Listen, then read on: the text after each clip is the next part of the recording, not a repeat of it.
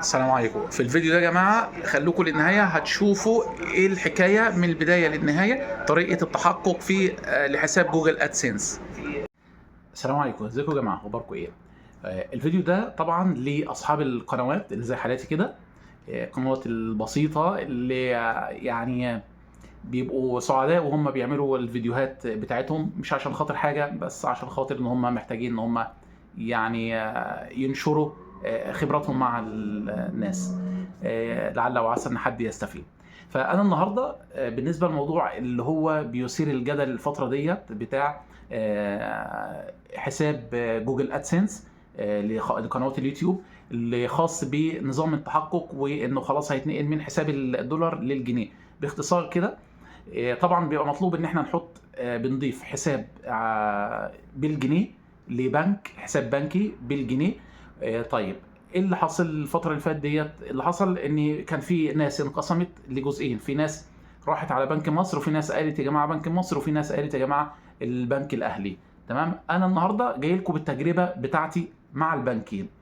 باختصار كده، حطيت او ضفت حسابي في البنك لبنك، بديت حسابي في بنك مصر في جوجل ادسنس، والكلام ده بقالي شهر، يعني تقريبا من يوم ممكن 5/4، من تاريخ 5/4 للنهارده 7/5.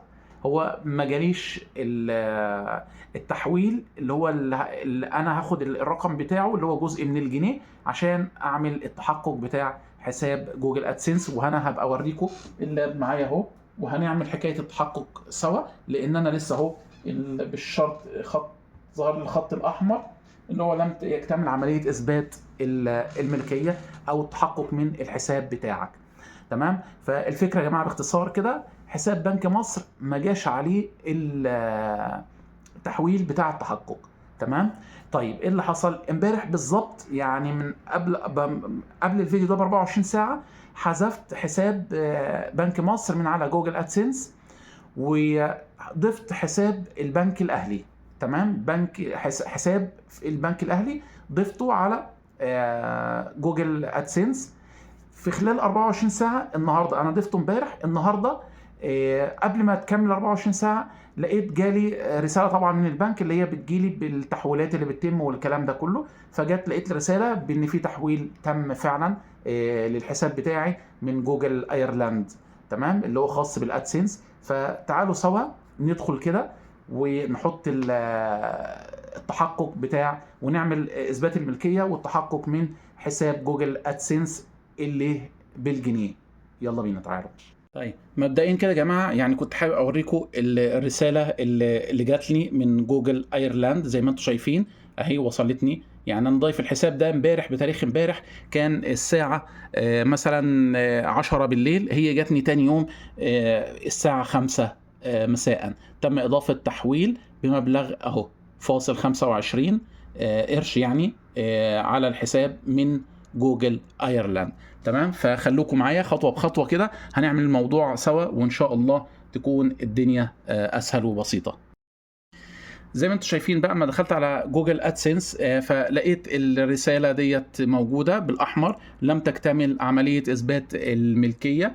تمام، وحتى لقيت كان في النوتيفيكيشن 2 ملاحظات: مطلوب اتخاذ اجراء هناك مشكله يجب الاطلاع عليها على حساب الدفعات جوجل ادسنس. تمام، فاحنا خلاص كده هنروح على الدفعات ومعلومات الدفع والكلام ده كله، او ممكن من نفس النقطه هنا ديت، او ندوس على، طبعا احنا بندخل على اليوتيوب ومصر وجنيه مصري، يوتيوب مصر والجنيه المصري مش الدولار، وبنخش على اثبات الملكيه. زي ما حضراتكم شايفين هو هنا هو بيديني اني اختار المبلغ، يرجى البحث عن مبلغ يقل عن 1 جنيه تم ايداعه في 6 مايو. تمام، في تاريخ قريب منه. هنقول تحقق.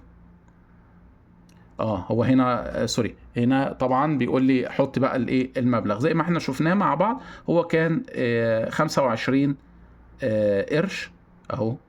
تمام، نروح هتأكد مرة تانية برضو عشان خاطر ما يحصل اهو 25 قرش، ولكن طبعا بتاكد مظبوط برضو من الحساب بتاعي ان هو طبعا اللي هو المبلغ دوت اللي وصل مظبوط. زي ما احنا شايفين كده، بعد ما اخترت الرقم بتاع التحويل بتاعي اللي جه مظبوط، دخلته على في المربع بتاع التحقق، قال لي اصبح رقم حساب اللي هو دوت بينتهي بالرقم دوت جاهز للاستخدام. فبقول له حسنا. زي ما انتم شايفين كده، يعني راحت العلامة اللي كانت محطوطة الحمراء، واصبح الحساب كده خلاص جاهز للاستخدام. في هنا بقى مطلوب اتخاذ اجراء، انا مشكلة يجب الاطلاع عليها. اعتقد ان ديت هتاخد ممكن وقت ولا حاجة، ساعة ساعتين ولا حاجة، وبعدين يبدأ تتشال الجزء دوت اللي هو باين، مش باين معاكم اهو، وبعدين يبدأ يتشال ممكن الجزء دوت الخاص بالملاحظة اللي هم حاطينها، لان ده كان مطلوب اتخاذ اجراء، انا مشكله يجب الاطلاع عليه في حساب الدفعات، وخلاص كده حليناها. فاصبح الدنيا ان شاء الله كويسه ومظبوطه. انا عارف يا جماعه ان انتوا كنتوا عرضه لناس وفيديوهات تانية كتير جدا. طبعا انا مش عايز اقول لكم كميه الفيديوهات اللي منتشره الفتره ديت بشكل بشع، بشكل انتهازي، بينتهزوا يعني قلق الناس واصحاب القنوات يعني الصغيره وحتى الكبيره، بان هم بيلعبوا باعصابهم، وتعالى انا هقول لك السر، وتعالى هقول لك الحساب اللي تضيفه، وتعالى هقول لك. انما يعني الموضوع ابسط من كده بكتير. حساب البنك الاهلي بيجي لك التحويل في خلال 24 ساعه، وعلى حسب الظروف، يعني لو اتاخر ممكن يوم يومين ولا حاجه، مفيش اي مشكله. جاني في خلال اقل من 24 ساعه، والحمد لله قدام عينيكم على اللابتوب دلوقتي اكتفنا الحساب سوا. فروح بنك الاهلي. طبعا انا بشوف ناس بتعمل فيديوهات كتيره والان البنك الاهلي بيفتح من غير ايه. روح وشوف واسال، عايز افتح حساب مصري، وشوفوا ايه الحكايه. اعتقد الامور بسيطه جدا، ومحتاجه بس مشوار لغايه البنك او بتليفون ولا حاجه. قبل ما تروح شوف ايه اللي مطلوب وايه اللي محتاجه كاوراق لاثباتات عشان تقدر تفتح او تفتحي الحساب، وتقدر تحطيه او تضيفه على جوجل ادسنس، يجي لك على طول التحويل، وتبدا تتحقق، تعمل عمليه التحقق من الحساب بتاعك. بس ده اللي كنت عايز اوريه لكم، ووريته لكم عملي وكل حاجه وكانت قدامكم.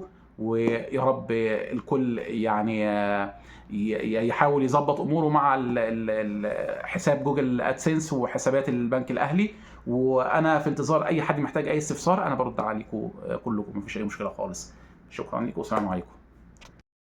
وزي ما انتم عارفين طبعا استلام ارباحك مش هتكمل او مش هتظهر غير لما بتكمل ال 5000. طبعا هو هتمشي حاجه حاجه هنا كل شهر لغايه لما بتوصل 5000 او اكتر من 5000 وبتبدا تستلم الارباح. طبعا خلاص طريقه الحصول على دفعاتك انت بتضيف الحساب، فما بيظهرش خلاص اي حاجه هنا بالاحمر او يرجى التحقق او الكلام ده كله. ده من بعد ما بندخل كود التحقق في زي ما احنا عملناه كده في حساب جوجل ادسنس. الموضوع بسيط يا جماعه وما تقلقوش، وان شاء الله يعني ربنا ييسر للجميع.